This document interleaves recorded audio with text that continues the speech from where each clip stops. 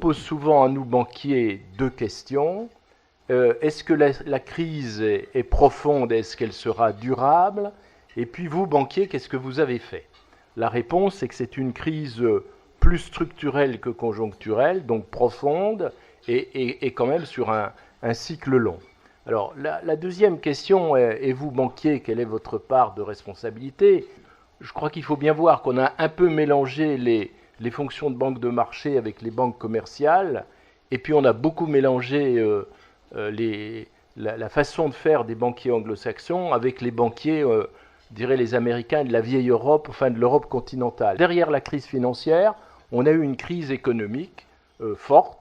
On connaît une volatilité d'activité que je n'ai jamais vue de ma carrière. Alors pour vous citer deux chiffres, la croissance des dépôts à vue actuellement des particuliers est supérieure à 10%. C'est-à-dire qu'on a des taux de croissance à deux chiffres alors qu'on est en situation de crise. Deuxième exemple que je vais citer qui montre tout l'effet à la fois économique mais l'impact sur nos propres organisations. Nous étions en juillet 2009 à moins 50% d'activité sur les prêts habitat aux particuliers. Je suis actuellement à plus 60%. Je n'ai jamais vécu une telle volatilité. C'est-à-dire que la crise fait que nous avons changé d'univers, changé de monde. Alors ça implique de changer de mode d'organisation. Ça veut dire qu'il faut une flexibilité des organisations. LCL est une des marques du groupe Crédit Agricole. C'est une banque nationale orientée sur la clientèle plutôt moyen haut de gamme et urbaine. Il y a 4 métiers qui sont la clientèle de particuliers de proximité, la clientèle des professionnels, la clientèle d'entreprise. On est plutôt moyen et grande entreprise.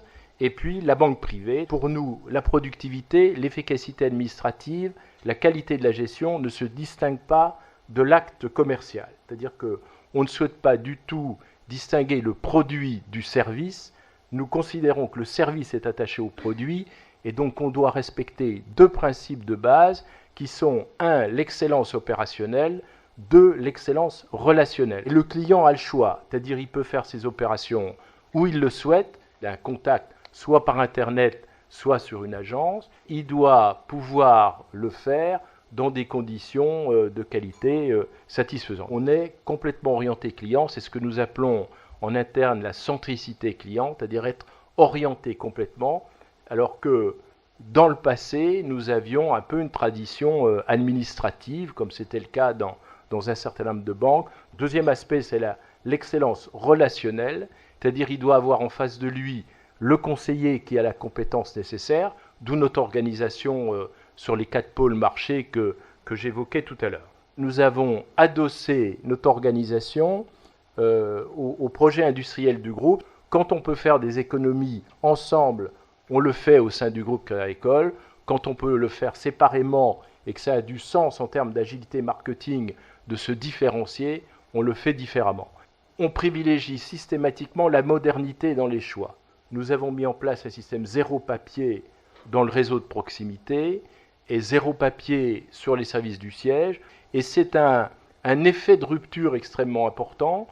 Dernière chose que je voulais évoquer, c'est la conduite du changement. C'est-à-dire très clairement, ça implique une adaptation forte du personnel. En entrée de crise, j'avais donné 3 objectifs à LCL. Le premier, c'était qu'on ait la stabilité de la stratégie et la stabilité organisationnelle. La deuxième priorité était de sortir renforcé de la crise. La troisième priorité était d'être capable d'accompagner les clients. C'est ce que nous avons essayé de faire. Merci.